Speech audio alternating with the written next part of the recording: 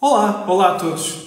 A comunidade literária portuguesa no Instagram une-se neste mês de setembro de 2024 pela poesia.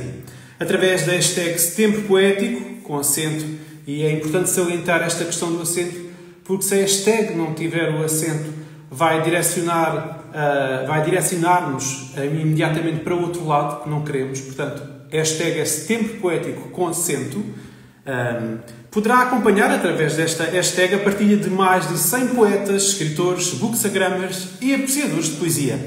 É no contexto deste Setembro Poético que aqui me encontro para uma entrevista com o poeta Alberto Pereira. Alberto Pereira nasceu em Lisboa. É licenciado em enfermagem, área em que exerce funções. É pós-graduado na área forense.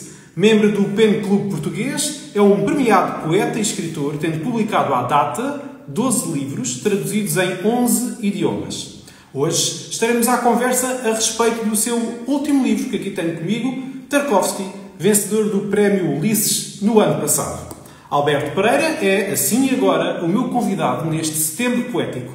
Vamos então chamá-lo à conversa, que é para que se nos possa juntar. Ora bem... Só um segundo ou dois. Força de expressão.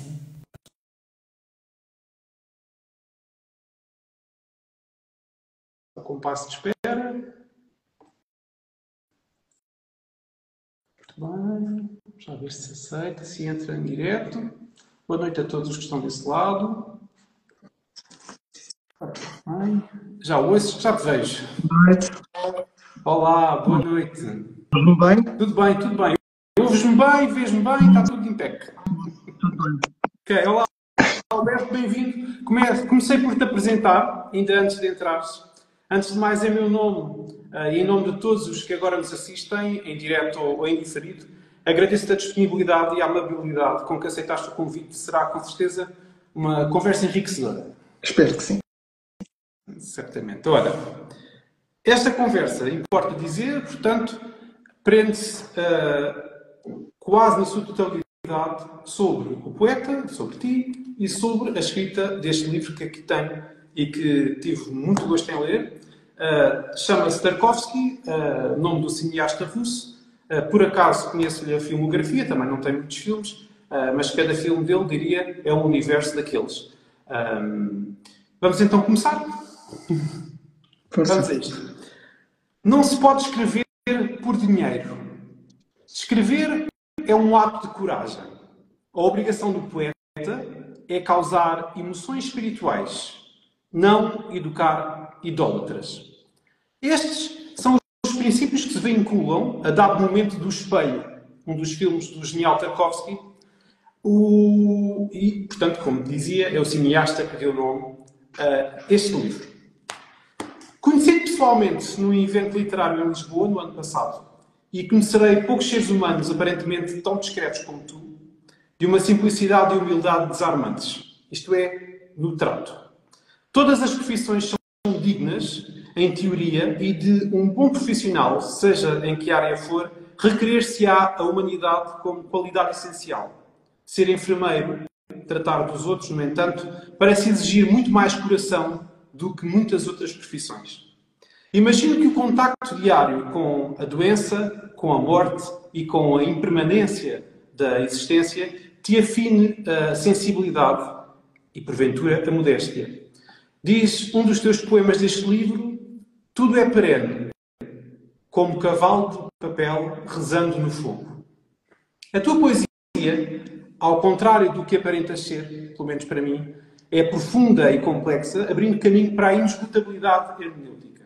Diria que floresce entre abismos. Ela própria, a dado poema, assume-se e, creio, assume-te. Cito: sou um homem vertido das açucenas para o arame farpado. És um dos mais notáveis, premiados e reconhecidos poetas da atualidade em Portugal e não te vejo um gesto ou uma palavra de vedetismo, de presunção. Serás de uma linhagem que asfixia o mapa dos déspotas. Vamos à pergunta, finalmente. Alberto, de que é feita a tua verticalidade? Que homem és? Disseste numa entrevista que eu tive a oportunidade de ver que a literatura é importante, mas a humanidade é mais importante. Boa noite a todos. Nero, quero agradecer o convite que me endereçaste. É um gosto estar aqui e não posso deixar de dar os parabéns por organizares este setembro poético, porque a poesia muitas vezes é relegada para um canto nas livrarias, mas há muita gente a gostar de poesia. E penso que estes eventos são de extrema importância para que as coisas continuem a fluir e para que o gosto poético se possa robustecer.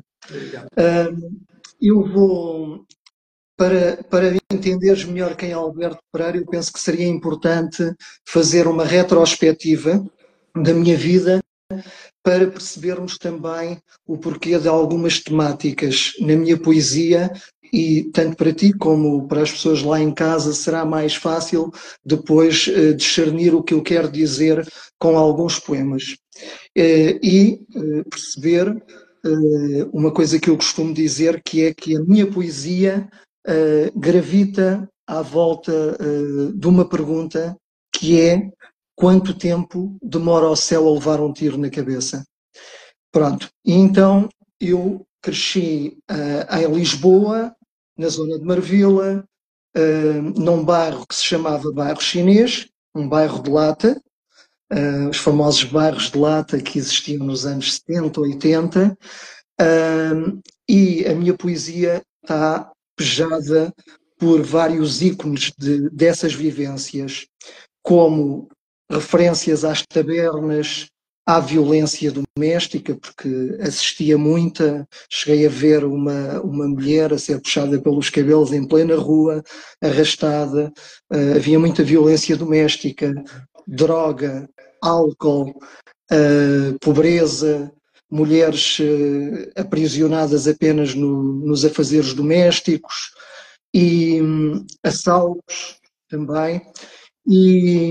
E também bullying. Eu senti na escola secundária, e para contextualizar, eu ando de Domingos, que era precisamente a escola onde estudou o José Saramago. Na altura chamava-se Escola Industrial, quando ele andou lá. E a escola era situada entre o bairro da Madre de Deus e Marvila. E no bairro da Madre de Deus vivia o Presidente da República, à altura, o Ramalhianes, e depois havia então Marvila, que era uma zona mais pobre, onde havia o bairro chinês, onde eu vivia. E eu senti na escola secundária algum bullying. Porquê? Porque as pessoas acabavam por me pôr à parte, muitas vezes por medo, como eu vivia num bairro de barracas, não é? As pessoas combinavam determinadas saídas à sexta ou sábado e eu, como era daquele bairro, ficava à parte. Isso foi uma coisa que me marcou muito naquela idade. Realmente criou muito impacto e muitas vezes quando falo nisso ainda me sinto emocionado.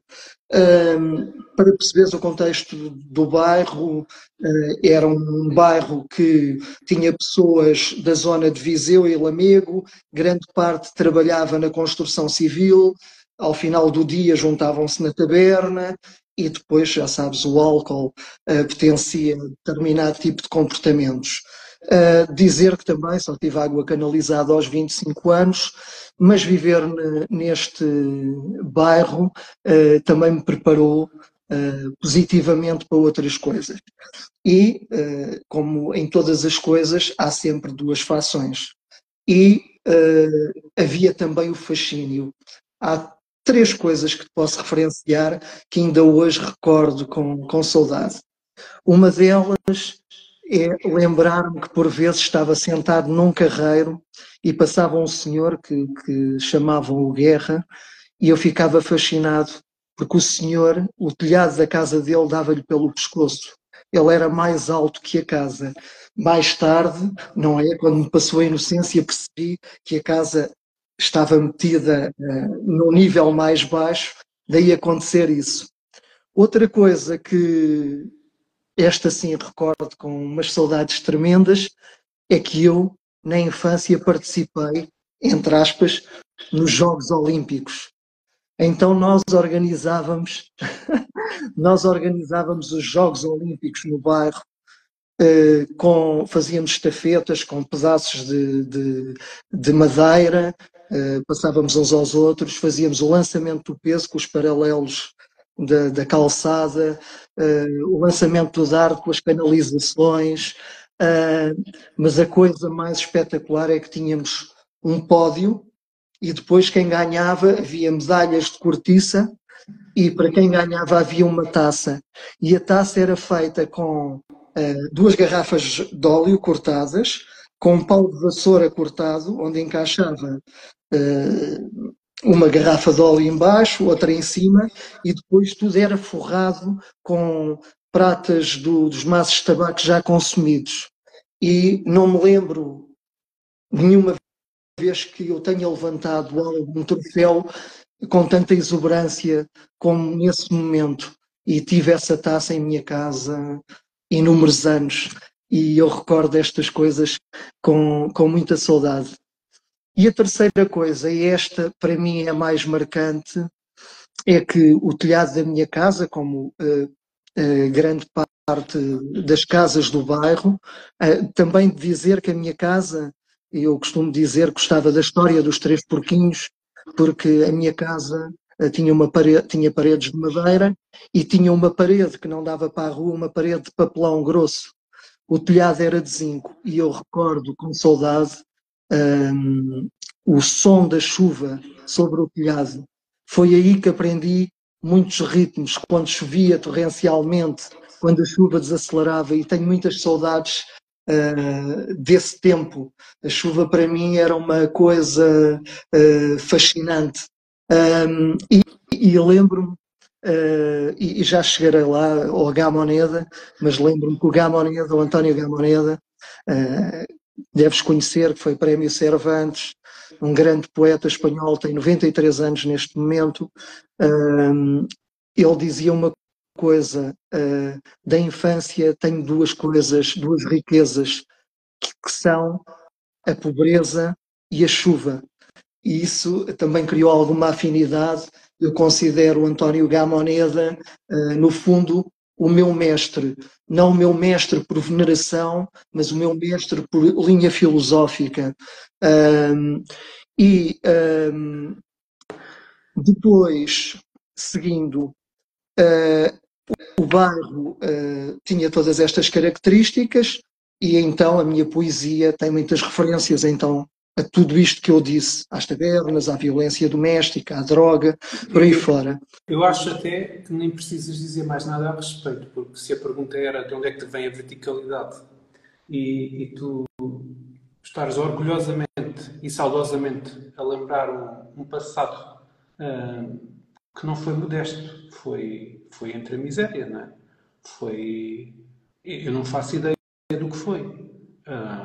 A maior parte das pessoas, muito provavelmente, que estão a ouvir esta conversa, e felizmente, não saberão minimamente acerca de cheiros, de sons, de sensações sentidas na pele, não é? Das noites complicadíssimas, eventualmente. Posso dizer, desculpa interromper-te, que a primeira coisa que eu e o meu pai, porque sabes que as casas são mal estruturadas, a primeira coisa que eu e o meu pai fazíamos de manhã era ir a uma ratoeira que era armada à noite para vermos os animais que tinham sido capturados durante a noite. Pronto. Mas pronto, as coisas são mesmo assim. Depois, aquilo era um bairro muito enclausurado. Há uma coisa que eu me orgulho, nestes meios conheces pessoas que são muito fidedignas e que estão sempre prontas para te defender. Ali conheci a verdadeira amizade, entendes?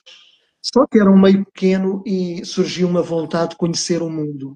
E então alistei-me na Marinha, entrei na Marinha como voluntário aos 19 anos porque tinha a célebre ilusão de conhecer o mundo E então fui para a Marinha, onde fiz um curso de comunicações e depois, posteriormente, fiz a licenciatura em enfermagem e fiz uma pós-graduação, mas isto posteriormente, na área forense, e saí da Marinha em 2005.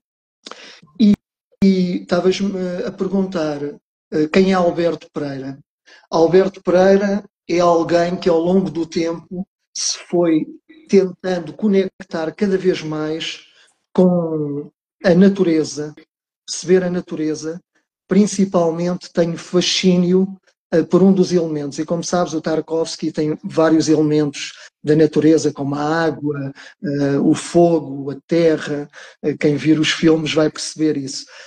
Mas a água, para mim, tenho um grande fascínio pela água. Porquê? E é para mim um mestre também a água, porque a água adapta-se a tudo. Se tu meteres água num copo, ela supostamente, entre aspas, adapta-se ao copo, torna-se o copo. Se meteres água numa chaleira, ela torna-se a chaleira. Se meteres água num balde, ela torna-se o balde. Ou seja, e a água está sempre pronta a contornar os obstáculos. E é suave e é forte. E para mim a água é um exemplo.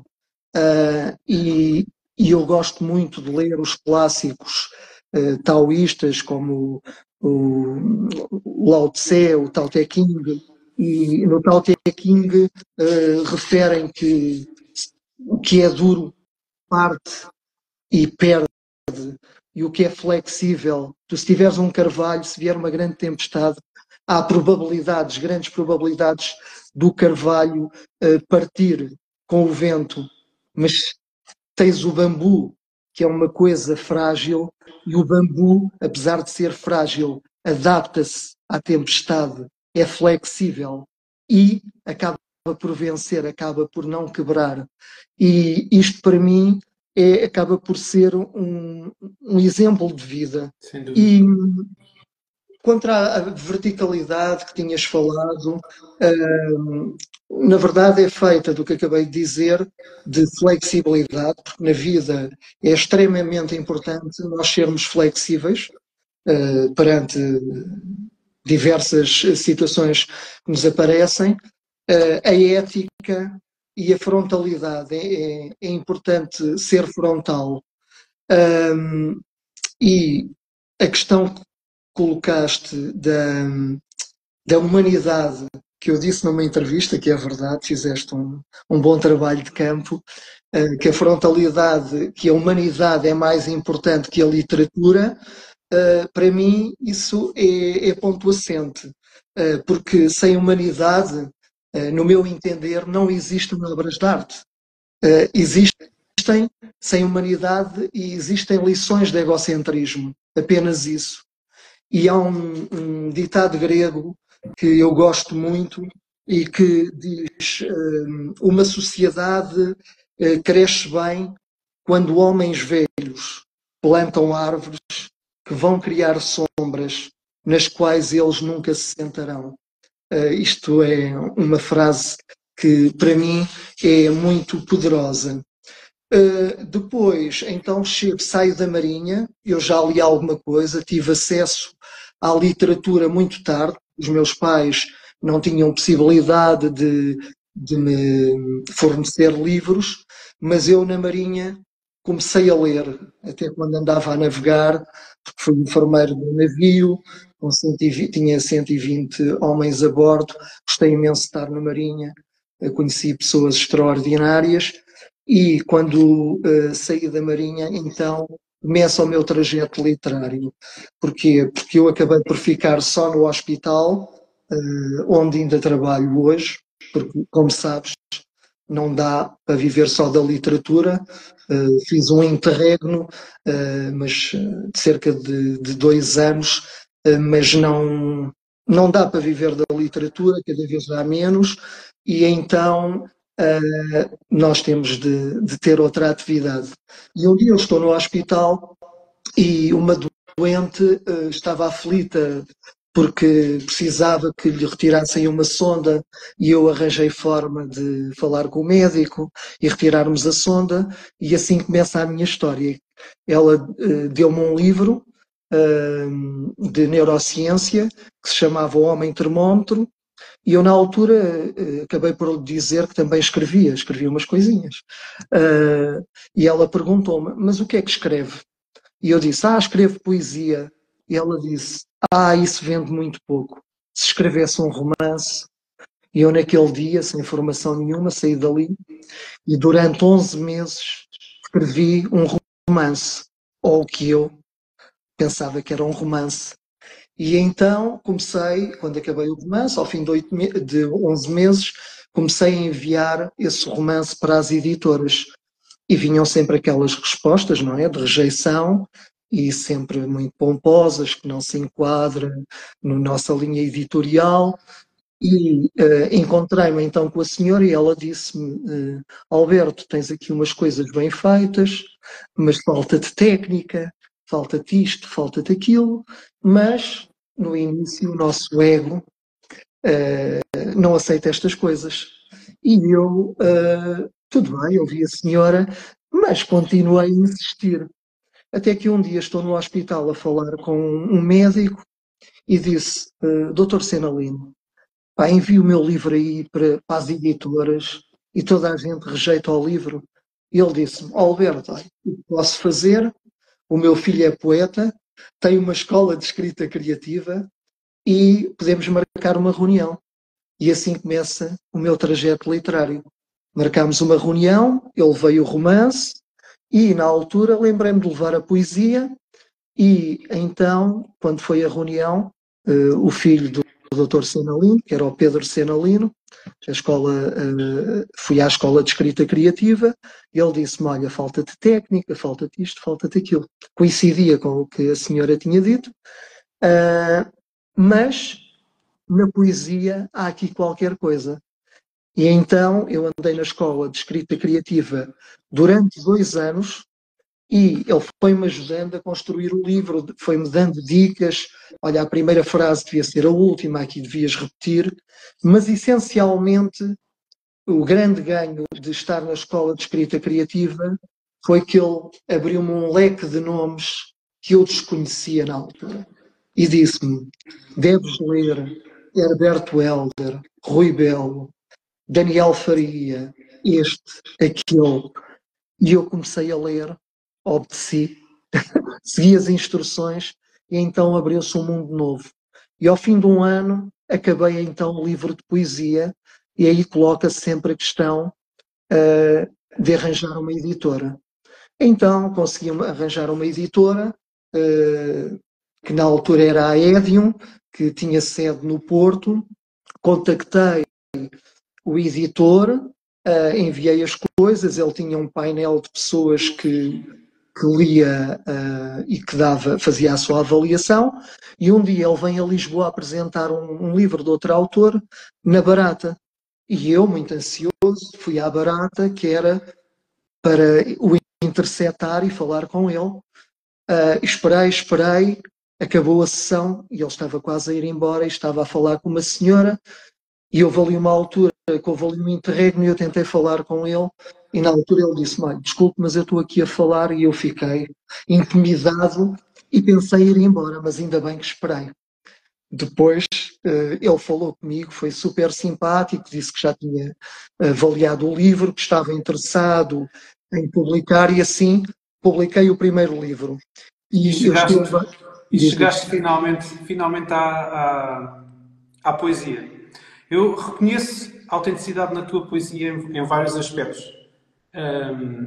E eu agora tirei-te a palavra por alguns instantes, só porque impõe-se a urgência de continuar com a entrevista. E aos bons convidados não se tira a palavra nunca, porque acho que o silêncio é o que melhor eu posso dar. Porque ouvir-te dá para horas e horas e horas e horas e horas de boa conversa. E a cada parágrafo que acrescentas, só nos acrescentas a nós. Chegados à tua poesia, é uma poesia na qual eu reconheço, pelo menos, bastante autenticidade, o que bate certo, pelo menos pela leitura que eu te faço até este momento, com a pessoa que tu és. Talvez um dos mais notórios desses aspectos autênticos seja o uso frequente de termos que seguramente são comuns no dia a dia enquanto enfermeiro. Veja-se o caso do poema da página 35, aquele que começa com o dístico: há muito tempo que afoguei o e-mail de Deus. O campo semântico é claro, passa a enumerar e a citar. E vou citar, atenção, pequenos certos, pequenos fragmentos que estão espalhados ao longo do poema. O meu corpo, nos pulmões e o oxigênio, está cercado de melanomas, não admite cifoses, atravessa os catálogos regressivos, com a laringe na insônia, a garganta quer uma farmacologia, as células, cancerígena matéria, triagem, quem tutela as metástases do tempo? Não há catedral que contorne infinitamente a morfina. Portanto, até esta soma de citações faria um poema, parece. Sendo a pessoa a mesma, que tempo do enfermeiro se cruza com o do poeta e que tempo do poeta se cruza com o do enfermeiro? Até que ponto se contaminam um ao outro e que vantagens reconheces nessa contaminação? Entre um e outro, chegas a impor alguma espécie de quarentena? Terá a poesia o poder de sarar feridas ou, quem sabe, de curar algumas maleitas? É um poeta também um enfermeiro? E já agora, o que é que dizia o e-mail de Deus? Esta última pergunta para mim é fascinante. O que dizia o e-mail de Deus é das melhores perguntas. Eu não pretendo de forma nenhuma ser indelicado nem mudar a tua entrevista, mas eu gostava de fazer uma pequena homenagem, é muito rápido, a uma pessoa, porque perguntaste da humanidade. Eu tinha aqui um exemplo de como é importante também haver uma relação boa com outros poetas e com o editor. E muito rapidamente, e vou já à tua pergunta, e não me leves a mal, é assim, um exemplo de humanidade foi quando eu publiquei o primeiro livro, quando fui para o segundo livro, que até foi dedicado ao João Aguardela, mas abreviando, eu pensei ir para outra editora. Mas na altura, o editor teve um problema pessoal, com alguma potência, e eu tentava o contactar e não conseguia, e depois consegui arranjar o contacto, e soube que ele estava com um problema de saúde, e então voltei atrás e disse, não, eu vou publicar o segundo livro contigo. Porquê? Porque toda a gente estava a abandonar esse editor. E então eu guardo com muito carinho uma carta. Ele publica o meu segundo livro, Amanhecem nos Livros Precipícios, e no dia da apresentação ele não pôde estar presente, mas mandou-me uma carta que é breve e que, se me permitires, eu vou ler porque vai enriquecer esta entrevista. É muito rápido. Não quero ser indelicado de forma nenhuma. A carta diz assim, e vou ler esta carta não como autoelogio, mas sim como uma homenagem à pessoa que a escreveu, e como uma homenagem e uma forma de mostrar que é importante a humanidade. Então, muito rapidamente, a carta diz: Amigo Alberto, bem sabes as razões de não poder estar aí hoje presente, neste dia tão especial para ti. Já me perdoaste. A vida de editor, a minha vida de editor, tem muito pouco de romântico, como bem sabes.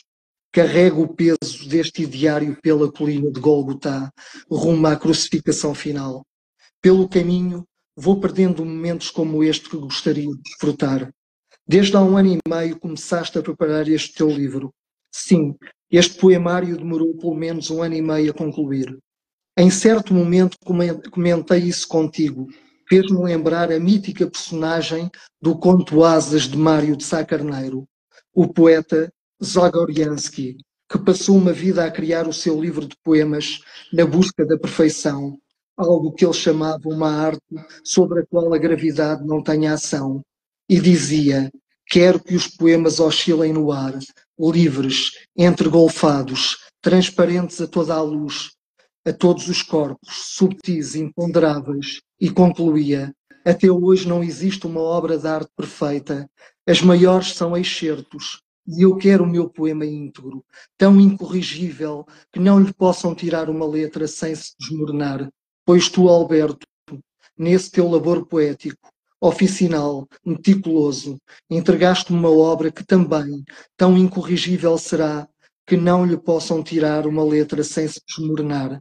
Isto sobre o poeta, porque sobre o homem guardo bem funda memória de seres dos únicos, que em momento pessoal difícil que atravessei, me procurastes dizendo, estou aqui, o poeta, o homem, o amigo.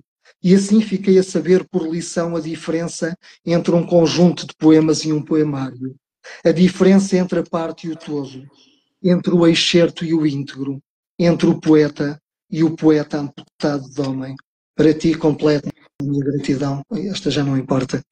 21/5/2011. Eu guardo esta carta e peço desculpa, mas foi mesmo só esta chega como uma homenagem a essa pessoa que eu muito estimo e como uma prova de que é importante não olharmos só para o nosso umbigo e em determinados momentos metermos a humanidade à frente da literatura. Passando então para a pergunta que me fizeste rapidamente. Obrigado pela partilha. Sim.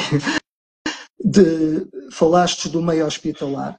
Sim, eu trabalho no meio hospitalar. Posso dizer que hoje em dia trabalhar no meio hospitalar nunca é simples, mas eu penso que cada vez mais é difícil. As condições são cada vez mais precárias, há cada vez mais doentes. Posso dizer que um hospital é o reflexo da sociedade.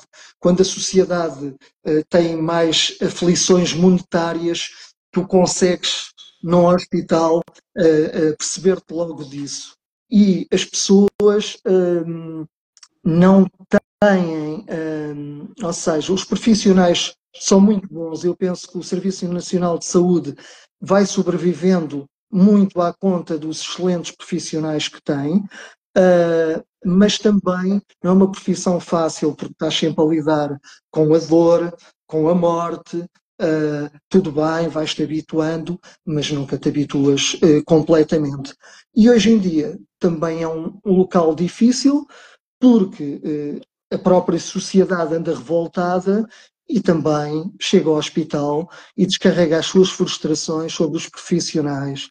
E há muita agressividade verbal, por vezes física, e as coisas não são fáceis. Se o tempo do enfermeiro e o tempo do escritor se entrelaçam, eu tento separar a literatura da enfermagem, mas há sempre uma contaminação.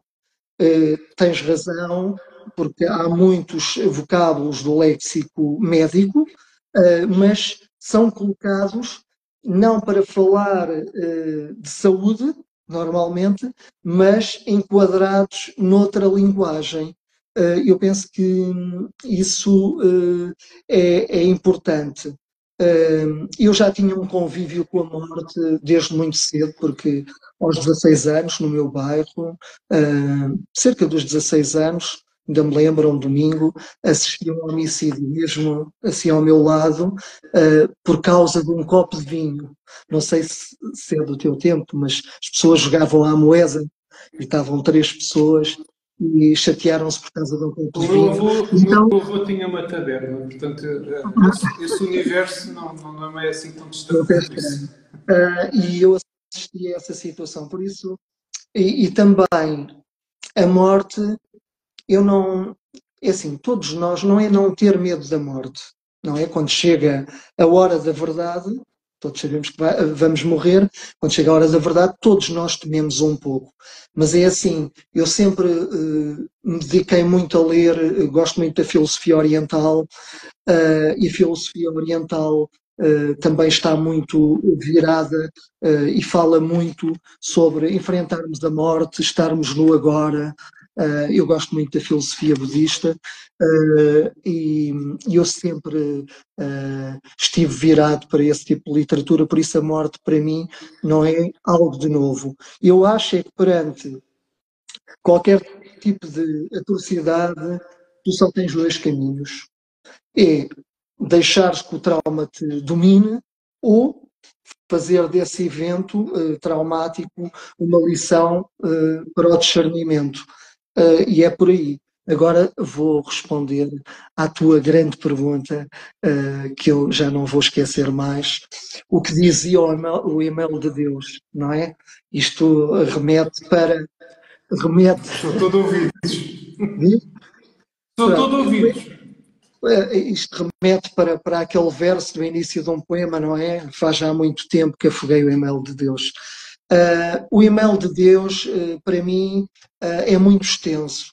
E é assim, sempre me fez impressão desde miúdo, toda a suntuosidade da igreja, as atrocidades perpetradas ao longo dos séculos, respeito a religião de toda a gente, tenho a minha opinião pessoal, penso que a fé é importante, a espiritualidade, que é outra coisa, que é uma coisa que eu gosto muito, é muito importante, mas o e-mail de Deus, vou agora responder-te, o e-mail de Deus para mim tinha um conjunto de absolutos e os absolutos a mim incomodam-me. Eu não gosto de absoluto, não acredito em absolutos. Eu acredito na imperfeição que se vai aperfeiçoando, nunca sendo perfeita. Não sei se conheces uma técnica que existe no Japão que se chama kintsugi, que é quando se parte um vaso, qualquer coisa de cerâmica, eles pegam numa resina onde metem pó de ouro e então reparam o vaso com esse pó de ouro. E isto acaba por não ser só uma técnica, isto acaba por ser uma filosofia de vida que coloca as falhas, não é? O vaso partiu, eles reparam o vaso, coloca as falhas não como defeitos, mas como fatores de evolução. E na minha opinião, eu acho que Deus devia ser visto apenas como uma imperfeição que vai sendo reparada ao longo dos séculos, como é o homem. E é isto que dizia o e-mail de Deus. Não Eu aos diria, absolutos, sim à diria, imperfeição. diria provavelmente que os teus poemas são depois a resposta ao Sim. e-mail que pegaste, de alguma forma. Vivo num país Rottweiler, hemisfério oculto de impostos deportados. Os paraísos fiscais, negação do armistício nas algibeiras do povo. O movimento em política é igual ao retrato que Oliver Sacks fez da aceleração nutrida nos albergues do declínio. As histórias clínicas modernas aludem ao sujeito numa frase rápida. Fêmea albina trissómica de 21 anos. Que tanto se pode aplicar a uma ratazana como a um ser humano. Vivo num país Rottweiler, onde a diplomacia ensina a fonética das rugas às fábulas. No Parlamento, mercenárias bocas embalam os nossos dias. Anunciam ao infinito. Vamos enlouquecer a fome, calar a chama da nova Inquisição, construir candeias para adormecer o tráfico e a guerra, hospício de armas que estamos a medicar. A beleza sempre foi quebrada por egos descosidos.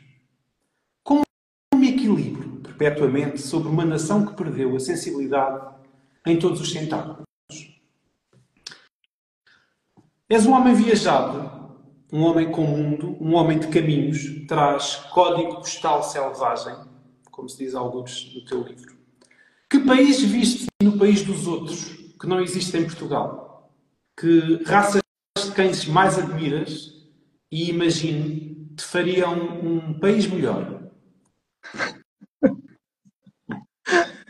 Olha, é assim, realmente já viajei um pouco, já estive no Japão, na China, na Índia, na Tailândia, mas as viagens que mais me marcaram, eu em 2017 tive, entre aspas, a insana ideia de dizer que ia percorrer 4.000 quilómetros a pé, em 4 caminhos. Então, em 2017, a partir dos Pirineus, fiz o caminho, os caminhos de Santiago, fiz o caminho francês, fazendo algumas visitas e voltando ao ponto de onde saía, e percorri 1023 quilómetros. Em 2018, fiz o caminho do norte de Espanha, parti da porta da casa onde nasceu Ravel, entrei em Espanha e fui atravessando o País Basco, a Cantábria, as Astúrias e a Galiza, e percorri em 34 dias consecutivos 1202 quilómetros. Em 2019, para acelerar um pouco, percorri 1306 quilómetros, partindo de Sevilha até ao Finisterra. Também é obra, não é? Também é obra. Já me doem as pernas. 37 dias, e depois veio a pandemia e cortou-me o ciclo. Em 2023, então retomei para atingir, percorri 670 quilómetros, para atingir, partir de León até Oviedo e depois até ao Finisterra, para atingir os 4.000 quilómetros. Na verdade, neste último caminho eu tinha um grande sonho, que era conhecer o António Gamoneda, e há algum tempo que sabia que o António Gamoneda vivia em León, mas León é muito grande e não tinha contacto. E aconteceu uma coisa engraçada, fui a Granada em fevereiro de 2023, estava a falar com um poeta em Granada e estava-lhe a dizer que ia fazer o caminho em Abril e que gostava imenso de conhecer o António Gamoneda, mas não tinha a morada, não sabia como é que o havia de contactar. E ele disse: não te preocupes, tira aí o telemóvel que eu tenho aqui o contacto dele. E então deu-me o contacto e eu disse: mas eu não vou contactar assim o António Gamoneda. E ele disse: então, mas quando é que vais viajar? E eu disse: eu vou viajar em Abril. Então eu vou contigo. Quando chegou a Abril, esse poeta não podia ir, mas telefonou então para o António Gamoneda e quando eu fui fazer a viagem, tive a sorte de, no dia 16 de abril de 2023, ser recebido em casa do António Gamoneda, onde passei toda a tarde na casa do António Gamoneda a discutir poetas portugueses, poetas espanhóis, poetas do mundo inteiro, e em que ele me deu 4 livros autografados, e eu guardo esse momento no meu coração. E posteriormente escreveu-me uma carta que eu também tenho aqui ao meu lado. Eu, mesmo sendo viajado, eu não considero que Portugal seja mais ou menos do que os outros países. Portugal tem coisas melhores e tem coisas piores, como os outros países.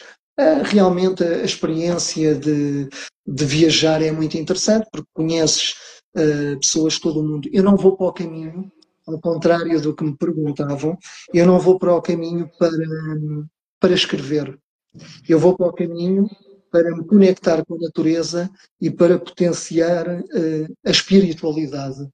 Isso para mim é que é importante. E depois de potenciar isso, quando regresso, então sim tenho energia para escrever.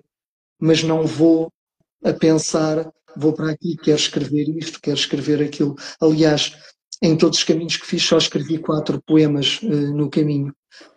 Essencialmente foi isso. Quanto às raças de cães, eu gosto muito de cães. Já fazem apostas nos comentários.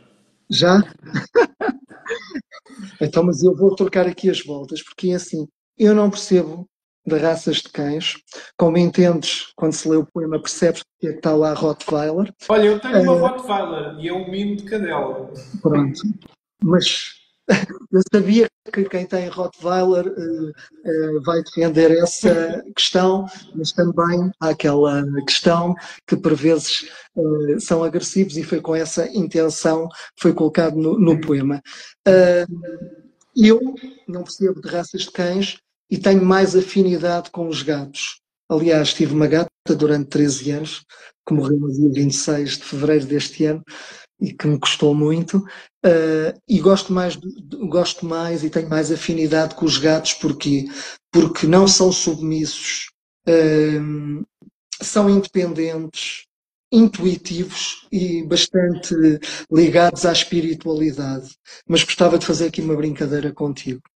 que é assim, se eu tiver que passar isto para o campo literário, digo que os gatos são haikus. Porquê? Porque no haiku tu tens o poema, aquele poema curto, mas o que é importante no haiku não é o que está escrito, é o que está implícito, o que está por trás, a intuição que tu tens para ir buscar a verdadeira mensagem do poema. Para mim, haiku é o gato. Os cães, para mim, são um poema límpido, aquela linguagem acessível, aquela poesia que toda a gente entende e que toda a gente gosta. É por aqui que comparo as coisas. A tua poesia é claramente uma poesia gato. Este teu livro tem 3 partes, nomeadas de acordo com os filmes cuja experiência estética e sinestésica premiou os teus versos. A saber, o espelho, nostalgia e o sacrifício. A dado momento do espelho, diz-se, isto portanto é uma parte dos relatos do filme, caí e que vejo eu, raízes, arbustos, nunca lhe pareceu que as plantas também sentem, pensam, raciocinam até. As árvores, a aveleira, estão calmos, livres de correria, da azáfama, também das banalidades. Tudo isto só a nós respeita, porque não acreditamos na natureza que está em nós. Sempre desconfiados, agitados, sempre sem tempo para pensar. Esta crítica ao homem desconectado da natureza, preso na correria, parece-me ecoar, por exemplo, no poema das páginas 15 a 17. Leio alguns dos certos mais elucidativos. Na cidade, os homens, lenda carbonizada onde se fabrica a vénia, vão florindo os patrões inquilinos do Mein Kampf. Depois, noutra página, mais tarde, a montanha em burnout. E depois, somos a estirpe que se alumia de gaiolas. Como é ter um realizador nos pulmões? Que diálogo ou diálogos se estabelecem à partida entre os filmes e este teu livro? Mais uma pergunta difícil. Quando eu falo ter um realizador nos pulmões, eu estava-me a referir ao Tarkovsky. Como sabes, o Tarkovsky morreu com um tumor dos pulmões. E eu achava interessante o homem que filmou a vida inteira estar naquele momento, ficticiamente, a ser observado e filmado interiormente por um tumor. E como sabes, depois no poema diz o oxigênio na cave, porque de facto toda a vida do Tarkovsky estava a descer a um lugar sombrio nesse momento, e ele morreu em 1986, aos 54 anos. Dizem que foi por causa, eu não sei se esta informação é fidedigna, porque o Stalker foi gravado na Estónia. Sim, sim, e que sei que houve vários elementos da equipa que posteriormente morreram porque filmaram numa zona contaminada, pronto, e o Tarkovsky acabou por falecer com um tumor nos pulmões. Quanto ao diálogo ou diálogos que estabeleço entre os filmes e o meu livro, e esta talvez seja uma das partes centrais da entrevista, posso dizer que este livro foi um livro que deu realmente muito trabalho, em que perdi muito tempo, porque foi feito tudo ao pormenor. Mas como é que começa o projeto? Eu tenho uma amiga que é a Teresa Almeida Rocha, que meteu no Facebook que tinha visto um filme muito interessante. Ela tem sempre umas boas dicas. Um filme muito interessante que era a Nostalgia. E eu fui ver o Nostalgia, interessei-me, e quando vi o Nostalgia percebi que o filme dava abertura para a minha linguagem metafórica. Então entusiasmei-me e tentei comprar todos os filmes, estavam esgotados e aconteceu uma coisa muito curiosa. Contactei com a empresa que fez a caixa com as 7 longas-metragens, estava esgotado, mas disseram-me, mas nós podemos procurar no armazém, eu penso que não tenho nenhum, e foram ao armazém e estava um pack com os 7 filmes perdido. E foi assim que começou o Foi um meu projeto. sinal. Sim. Depois, as 7 longas-metragens, eu pensei fazer o livro à volta das 7 longas-metragens. O que é que aconteceu? A informação é tanta que eu comecei-me a sentir literalmente sufocado com tanta informação e percebi que ia desistir de encetar este projeto.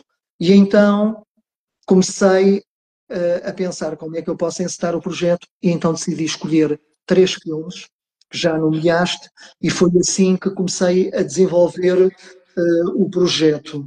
O livro foi escrito sempre. Eu gosto muito de uma banda islandesa, que são os Sigur Rós. Escrevi o livro praticamente os meus livros ao som de Sigur Rós. O livro é dedicado ao António Gamoneda. E há uma curiosidade, eu escrevi o livro em 2021, mas depois o concurso foi em 2023 e eu decidi concorrer ao Prémio Ulisses e então, quando vou concorrer a alguma coisa, começo a aprimorar o livro. E penso que o livro começou por melhorar 300, 500 e depois 1000%, porque tu começas a olhar, passou algum tempo e dizes o que é isto. Então eu acabei o livro em, em Málaga, sentado na casa onde nasceu o Pablo Picasso. Isto é outra curiosidade. Depois, já este ano, eu fui convidado, houve um livro meu, que é este livro, Inner Snow, que é uma tradução do Neve Interior, que tinha sido publicado pela Humus. Foi traduzido nos Estados Unidos pelo Dinis Borges e fui convidado em março a ir aos Estados Unidos para a publicação do livro e logo no primeiro dia estávamos na Baía de São Francisco, íamos buscar outra escritora ao aeroporto, mas ainda dava tempo, que o avião atrasou-se, e decidimos, o Dinis Borges decidiu mostrar-nos a cidade e fomos ao ponto mais alto e então o carro foi assaltado por um gangue encapuçado e nós vimos que o carro estava a ser assaltado e fomos rapidamente para o carro e eles fugiram. E então o meu livro estava numa pasta onde estava um computador e o meu livro foi com esse gangue, ou seja, o Tarkovsky anda por São Francisco com um gangue. Também fiz um périplo pelos sítios onde foi filmado o filme Nostalgia, pela Abadia de São Galgano, pelas termas de Vignoni, Banho Vignoni, e foi assim. Eu acho que o ponto coincidente entre o homem e o cinema do Tarkovsky e o homem e a literatura do Alberto Pereira tem várias coincidências, mas podia ser resumida por uma frase do Nikos Kazantzakis, que diz, e aplica-se ao Tarkovsky, aplica-se ao Alberto Pereira e também ao Nikos Kazantzakis. A minha alma inteira é um grito e a minha obra é um comentário a esse grito. Eu penso que isto resume bem a coincidência. Os pontos coincidentes, os pontos coincidentes entre a minha obra e o do Tarkovsky é que o Tarkovsky tem muitas referências a escritores, pintores e compositores, tal como sabes e referes, isso também acontece na minha obra. O Tarkovsky também busca a espiritualidade através da arte.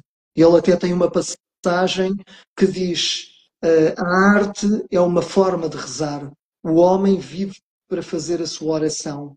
Uma oração diferente da utilizada pelos fiéis numa catedral. O terceiro ponto, coincidente, em que já toquei, é que tanto o Tarkovsky como eu temos fascínio pela cultura oriental. E o quarto ponto, eu admiro muito a resiliência. E como sabes, o Tarkovsky foi perseguido pelo regime soviético. Os seus filmes passavam em salas secundárias. Ele não, porque ele não fazia aqueles filmes simplistas que o regime queria. Fazia coisas mais subjetivas e o regime bloqueava os filmes.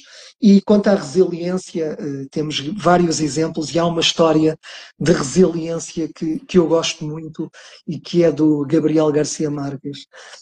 Não sei se estás a par, mas o Gabriel Garcia Marques, em 1966, acaba de escrever os 100 anos de solidão e vai aos Correios para enviar o manuscrito dos 100 anos de solidão. E para escrever este livro, ele já tinha vendido o Opel Corsa branco, o frigorífico, a televisão e outras coisas. A mulher pedia para adiarem a renda, os amigos compravam alguns mantimentos. Isto é verdade.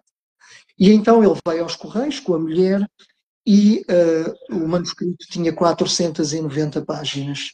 Ele chega aos Correios e o senhor dos Correios diz são 82 pesos e eles só tinham 50 pesos. Então o Gabriel Garcia Marques e a mulher começam a tirar folhas até dar só os 50 pesos, como se estivessem a tirar fatias de fiambre. Voltam a casa, acabam por empenhar o aquecedor, o liquidificador, o secador, e então enviam o resto do manuscrito. E a mulher diz-lhe assim: Gabo, agora só faltava que o livro não prestasse. E depois sabes o que aconteceu, não é? O 100 anos de solidão acabou por ser um sucesso, e eu admiro estas obras e esta resistência de alguns escritores. E o livro foi concebido para ler de duas maneiras. Uma, o meu Tarkovsky foi concebido para ler de duas maneiras. Uma, para quem não viu os filmes. E então o livro pode ser lido por temáticas, por exemplo, no espelho, a infância, a memória, a guerra, o materialismo. Em nostalgia abordei o exílio, a loucura, a sensualidade de Eugénia, não é? A loucura de Doménico, o exílio da personagem principal e a morte. E no sacrifício, o exílio, a morte, a superstição. E o que é que o Tarkovsky pretendia com a sua obra? O que é que os artistas pretendem? Se eu pudesse dizer que o Tarkovsky era um arqueiro e que tem neste momento tinha um arco e uma flecha e um alvo à sua frente, eu pergunto onde queria o Tarkovsky acertar? No alvo? Não, porque há uma fase da arte em que o arqueiro, o arco, a flecha, o alvo se tornam num só. E o objetivo do escritor, do compositor, do pintor é, no fundo, acertar em si próprio, perceber-se, apesar de a arte ser feita também para os outros a contemplarem, o real objetivo da arte e do artista é acertar em si próprio, compreender-se. E pronto, foi estas coisas, porque eu acho que a obra do Tarkovsky, no fundo, resumindo, é uma meditação. É uma meditação. Essencialmente. Vejo isso perfeitamente. Os teus poemas são dos que eu mais gosto, no sentido em que são inesgotáveis, não é? Caminham nessa linha. Sim, a segunda forma que eu fiz era para quem viu os filmes e sabe que nada está ali ao caso. Quando se fala em Tonino Guerra, não é? As pessoas sabem que o Tonino Guerra escreveu o guião de Nostalgia com o Tarkovsky. Quando se fala em Bach, Beethoven, sabe que essas referências estão nos filmes. Quando se fala em Dostoiévski, sabe-se que era um escritor que o Tarkovsky gostava muito. Tolstói também, porque a mãe lhe tinha dado o livro, não é? Essas coisas todas, e eu acho isso muito Bem, interessante, mas houve coisas que trabalho. Alberto, as pessoas são todas diferentes e eu sou pela diferenciação. Temos todos tempos de respostas diferentes e está a ser um gosto imenso ouvir-te. Passou uma hora, respondemos a 4 perguntas. Aquilo que eu te ia perguntar, Sim, eu penso que o limite da live é 1 hora e meia, penso eu, não tenho a certeza. Podem deixar aí sim, nos sim. comentários se souberem. Eu penso que é 1 hora e meia. Até agora eu tento mais ou menos gerir as coisas por 1 hora, mas isto está a ser tão bom que eu pergunto-te se te importarias de ficarmos mais um pouco. Sim, podemos ficar, sim. Então Por mim, sim, ficamos mais um sim, pouco, tentando sim, sim, atalhar tanto quanto possível. Vamos sim, ficando sim. mais um pouco. E se Ok, porventura o direto terminar sem que nós façamos uma despedida como deve ser, a humanidade impôs, a imperfeição também, e bate tudo certo e perfeito, está tudo coerente. perfeito. Encaixa-nos Deixem-me só dizer-vos a na todos os que imperfeição. assistem Sim, que amanhã há a última entrevista deste ciclo, já agora despeço-me força, força. antecipadamente. Amanhã há a quarta e última entrevista deste Sempre Poético e desta semana que lança a iniciativa com o Francisco Coelho Neves. Vai ser também uma entrevista com uma pessoa muito diferente, um perfil muito diferente, um poeta com uma poesia muito específica e que de certeza vão gostar de assistir.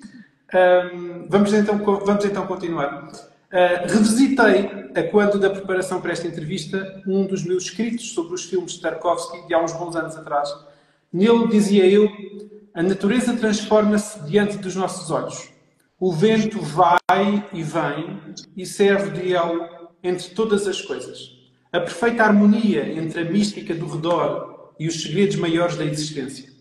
Curiosamente, também os efeitos do vento não te foram indiferentes. Formulas assim no fecho de um dos teus poemas. Consegues citar uma obra de arte que não tenha vento no interior? Aqui chegados, a minha questão é óbvia e talvez se multiplique com o sopro. Que vento faz uma obra de arte? Que noções são as tuas do que é um bom ou um mau poema?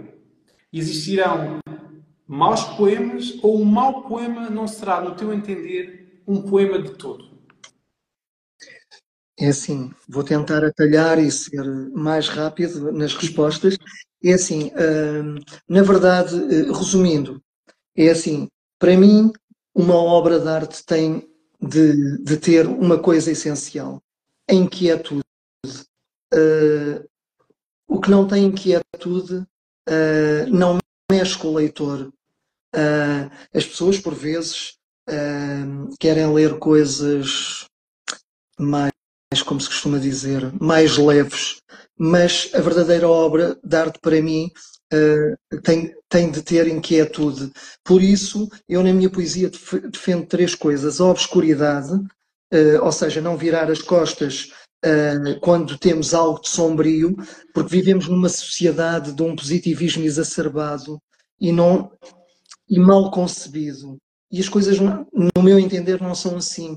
Eu defendo a obscuridade porque a pessoa tem que enfrentar as sombras, ir ao fundo do poço, porque o poço é sempre mais profundo do que nós imaginamos.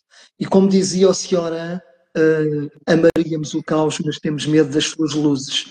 E eu escrevi num poema Respira como um pântano que acordou, que é um poema que muita gente gosta, porque isto quer dizer que depois de tu ires ao fundo do poço e o poço ser mais fundo do que tu imaginas, aí estás preparado para emergir sem regredir. É isso que quer dizer. O segundo parâmetro que eu defendo na minha poesia é a impermanência. A impermanência é a coisa mais permanente da vida. Júbilo e aluimento, êxtase e tristeza, Se as pessoas analisarem a sua vida, nós andamos sempre a oscilar neste gráfico. E a terceira coisa que eu defendo é o silêncio. O silêncio é uma coisa muito importante por causa de atingir o discernimento. Aliás, o silêncio é uma coisa muito difícil de atingir. Há um conto zen muito curto que diz assim: há 4 monges que decidem fazer um retiro durante 2 semanas, um retiro de silêncio. E na primeira noite tem uma vela ligada e vem uma ventania, abre a janela e apaga a vela. E o primeiro monge diz: oh, a vela apagou-se. O segundo monge diz: não era era para não falarmos. O terceiro monge diz: vocês os dois falaram.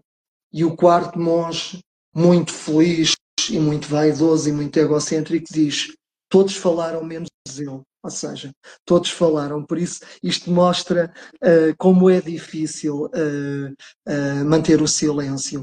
E pronto, é aquilo, vivemos numa era de positivismo exacerbado, de tudo é fast food, as relações são fast food, o sexo é fast food, o luto é fast food, nós temos que mostrar aos outros que estamos muito bem, e por isso as clínicas de psicologia, psiquiatria, depois estão repletas de pessoas, porque as pessoas não quiseram enfrentar a inquietude. É assim que eu resumo. Por isso, uma obra de arte tem que ter vento para ser uma obra de arte. E o vento é a inquietude. E o Tarkovsky procurava essa inquietude e não desviava da sua linha por lhe dizerem que ele devia fazer filmes fofinhos, como se costuma dizer. Vou aproveitar a deixa, já que falavas de silêncio, e vou ler um poema cujo primeiro verso é precisamente o silêncio. O silêncio, erógena corrente de imagens precárias. Disseram que agosto era ave a ilustrar candelabros nos dias, e o corpo, enredo de harpas na truculenta luz das fábulas. A garganta, que se pensava definição de arte, não entende a imobilidade dos lábios. Galeria de constelações, a língua, onde em tempos, além dos astros e da Madonna del Parto, os pianos não tinham sido raptados. Pronunciar Verdi, Stravinsky e Bach era lacre na literacia dos poços. Contigo vieram as montanhas e a boca aprendeu pólen sobre as auréolas. As mãos a cheirarem os cismos pelos flancos. Nos olhos, a chuva inaugural ou o Volga, nunca soubemos. O amor, insônia cravada no perfume. As flores no útero. A límpida manhã interior. Labaredas, algo de íngreme. Espaço onde se podiam citar magnólias ou o semblante do gengibre. De que magma são feitos os tendões dos lírios? De súbito, a beleza, turístico fogo a caminho do terror. A pele forrada pela retórica das catedrais que migraram. Horas vestidas de negro, como gôndolas ao redor do ego. A queda, bailado urdido pelo vento nas vértebras da clorofila. No fim, ser ainda uma declamação botânica no design da cinza. Ter por pacemaker um bosque. E se vier o aneurisma, que tenha pássaros. Este poema é para mim, olha, arrepiante. Floresce, como dizia, entre abismos. Gela e aquece, tem aromas e convoca orquestras. As imagens são, quanto a mim, poderosíssimas. Dizê-las cinematográficas é, neste contexto, demasiado óbvio. Mas há uma narração sempre fluida e imprevisível. E imprevisível pelas imagens que interceptas com o ritmo de um batimento cardíaco. Se nos referirmos à poesia enquanto ofício e à natureza mais ou menos concreta do processo criativo, Dirias que a tua poesia resulta mais da inspiração pura, seja isso o que for, ou da cinzelagem? Como te nascem os poemas e como se entretece esta imprevisibilidade? Esta é muito simples de responder, porque eu não acredito na inspiração. É assim, a minha poesia é 10% de inspiração, eu tenho que ter um tema para onde avançar e 90% de trabalho, porque eu acho que a boa poesia precisa de um trabalho oficinal meticuloso. Por isso, para mim, é mais trabalho oficinal do que inspiração, embora a inspiração também é importante, não é? E há dias que estamos mais inspirados do que outros. Eu gosto especialmente de escrever poesia. Porquê? Porque eu tenho um tema, eu avanço, isto é literalmente verdade. Eu avanço por esse tema e quando chego a meio do poema, ao contrário dos outros estilos em que escrevo, conto ou ficção, e eu sinto que por vezes o poema me leva pela mão. E isto não é conversa de quem escreve do poeta, é o tema muda de repente. E eu quando acabo o poema digo, mas como é que eu fui ter a este lugar, não é? Como é que eu comecei a falar de amor e acabo na morte? Ou como é que comecei a falar na morte e acabo na infância? E todo este jogo, para mim, é muito interessante. No meu trabalho poético, eu gosto de fazer uma coisa que tu reparaste, que eu tenho várias citações, porque eu tenho um caderno onde escrevo, eu leio muito e as frases que me deslumbram dos outros, eu vou colocando num caderno. E essas frases que eu coloco nos meus poemas, em que dialogo com essas frases, é uma espécie de concessão ao leitor. E para que o leitor não tenha o trabalho que eu tive a ler aqueles livros todos e que tenha um acesso mais fácil a esse deslumbramento que os outros me trouxeram, que os outros escritores me trouxeram. E essa é uma das razões porque estão ali também aquelas frases, porque eu fico realmente fascinado com aquelas frases. Como vês o atual panorama da poesia em Portugal e que futuro lhe antecipas? É assim, eu acho que temos bons poetas. Penso que há espaço para diversos estilos. As pequenas editoras são importantes. Eu comecei numa pequena editora.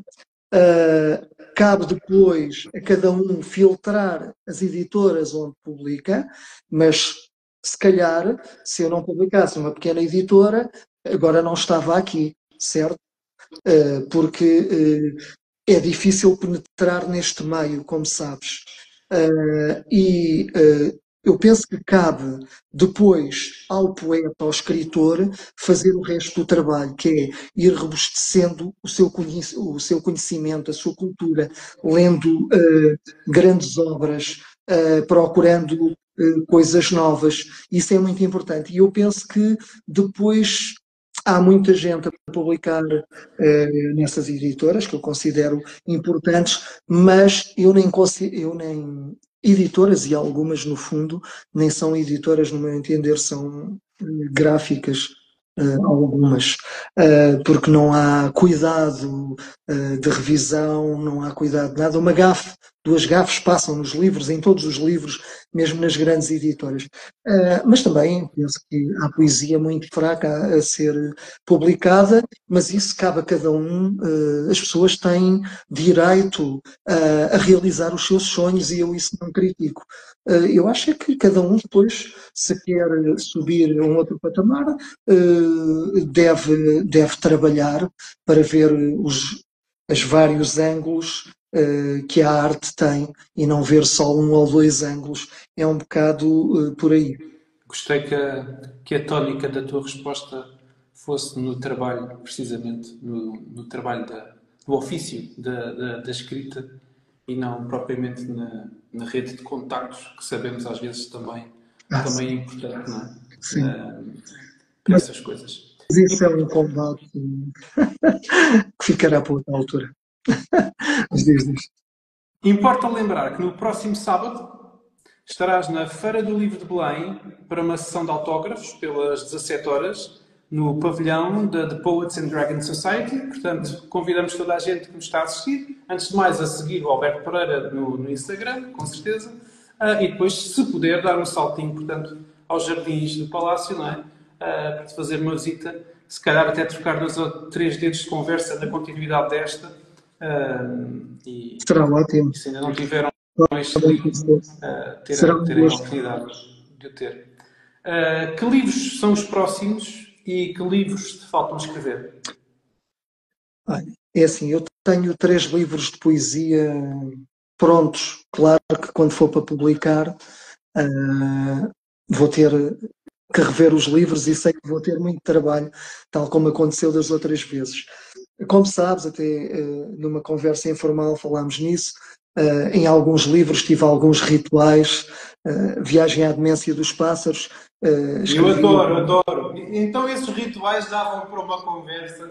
Vocês não estão bem a perceber. Pesquisem pelo Alberto Pereira noutras redes sociais e tentem descobrir as entrevistas, porque essas histórias são de poeta. Olha, não leves a mal aquilo que eu vou dizer, mas eu acho que não é que sejam exclusivas tuas, mas são tão características tuas que eu vou chamar-lhes albertices. Okay. No melhor sentido que a palavra pode ter. Adoro. E já te ouvi umas 3 ou 4. Sim.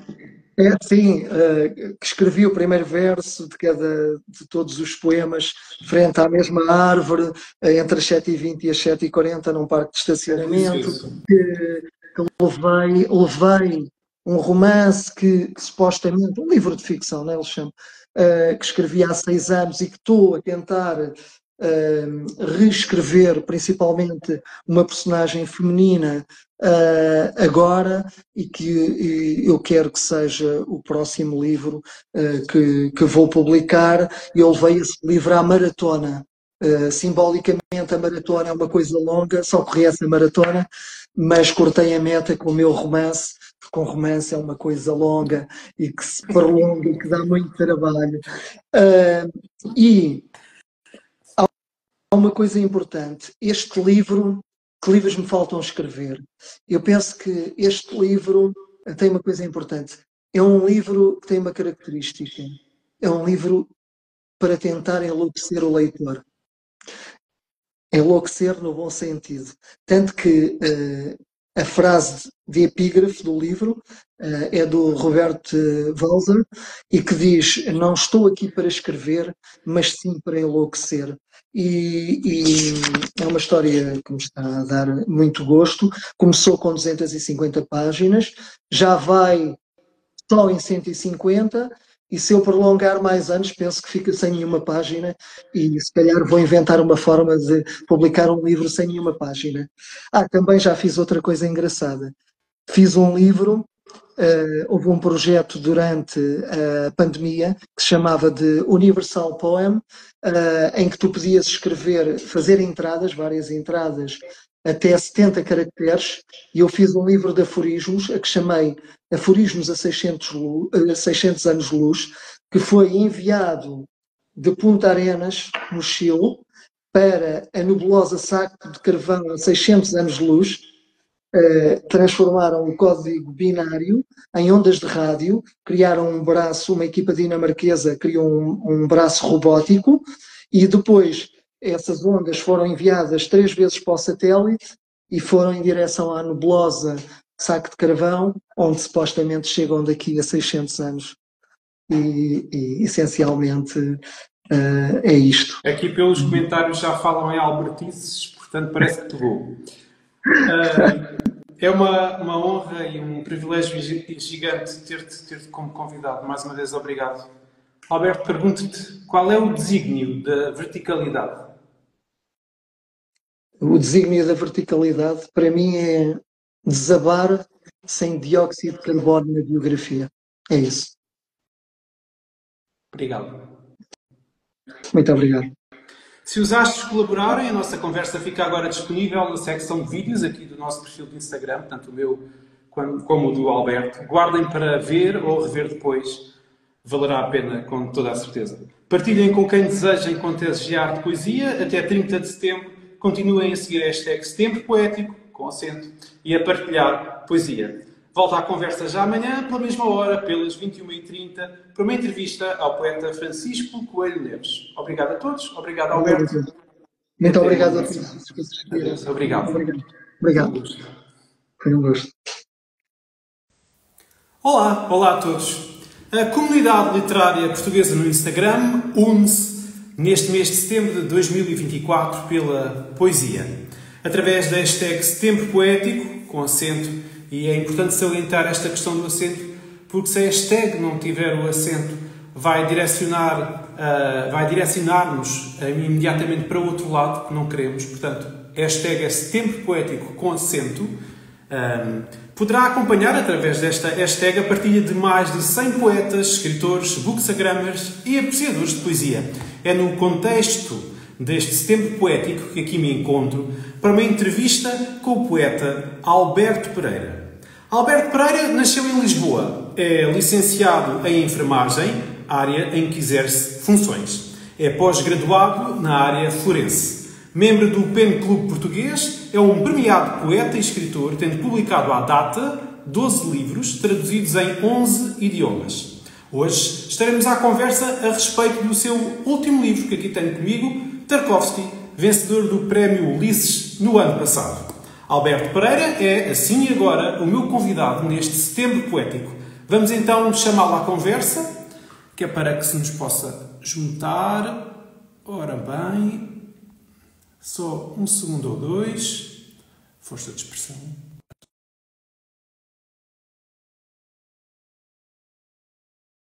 O compasso de espera. Muito bem. Já ver se aceita, se entra em direto.